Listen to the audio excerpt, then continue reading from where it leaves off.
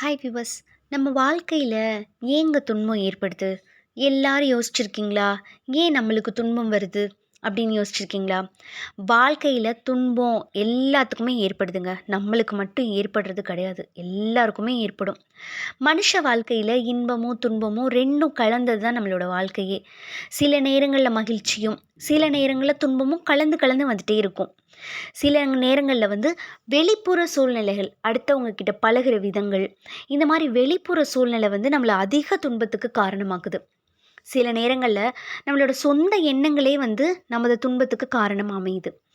சரி, துன்பம் ஏற்பட முக்கிய காரணம் அப்படின்னா என்னன்னு கேட்டிங்கன்னா, நம்மளோட ஆசைகள் அளவு கடந்து போகிறப்ப, ஒரு பொருள் அடையணும் அப்படின்னு நினச்சி நம்ம ஆசை, அதுக்கப்புறம் வீடு வாங்கணும், கார் வாங்கணும், பங்களா வாங்கணும்னு நம்மளோட ஆசை அளவு கடந்து போகிறப்ப நம்மளுக்கு துன்பம் வருது. எப்படி? அது கிடைக்காம போகிறப்ப நம்மளுக்கு துன்பம் வருது. எதையாவது அடையணும் அப்படிங்கிற ஆசை நம்ம வாழ்க்கையில் சில விஷயங்களை இழக்கக்கூடாது அப்படிங்கிற பயம், அந்த பயம்லாம் நம்மளோட மனசில் அமைதியை கெடுத்து நம்மளுக்கு துன்பத்தை ஏற்படுத்துது. சில நேரங்களில் பொருள் மேலே ஆசை, பணம் மேலே ஆசை, இதெல்லாம் அப்படியே அளவுக்கு அதிகமாக போய் அது கிடைக்காம போச்சுன்னா நம்மளுக்கு துன்பம் ஏற்படுது. பிறர் மேலே நம்ம கொள்கிற வெறுப்பு, கோபம், இதெல்லாம் அதிகமாகிறதுனால நம்மளுக்கு துன்பம்லாம் வருது. அது தவிர நம்மளுக்கு பிடிச்சவங்களோட இறப்பு, அவங்களோட வறுமை, அவங்களுக்கு வர நோய், இதெல்லாம் நினச்சா நம்மளுக்கு துன்பம் வருது. சரி, துன்பம் வராமல் நம்ம எப்படி பாதுகாத்துக்கலாம்? நம்மளே நம்மளுக்கு எப்படி செல்ஃப் டெசிஷன் எடுக்கலாம்?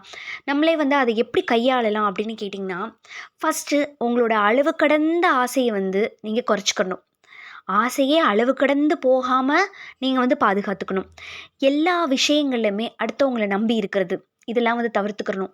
ஏன்னா நம்ம ஒருத்தவங்கள நம்பி இருப்போம். அவங்க நம்மளுக்கு அது பண்ணாமல் இருந்தாங்கன்னா நம்மளுக்கு துன்பம் வரும். ஏன் அதை அடுத்தவங்கள நம்ம நாடாமல் இருந்துக்கிறதே ரொம்ப நல்லதுங்க. அதே மாதிரி எந்த ஒரு பொருள் மேலேயோ ஒரு நபர் மேலேயோ அதிகமாக ஒரு ஆசை வைக்கவே கூடாது, பற்றே வைக்கக்கூடாது. யார் மேலேயுமே தேவையில்லாத கோபம், வெறுப்பு இதெல்லாம் காட்டவே கூடாதுங்க. துன்பங்கிறது வாழ்க்கையில் ஒரு பகுதி தான். நம்ம வாழணும், எப்படி நல்ல விஷயங்களை மட்டும் நினச்சி வாழணும். இப்படி வாழ்ந்தோன்னா நம்மளை விட்டு துன்பம் கொஞ்சம் கொஞ்சமாக குறைஞ்சிருங்க. நீங்களும் இந்த மாதிரி ஃபாலோ பண்ணி பாருங்கள்.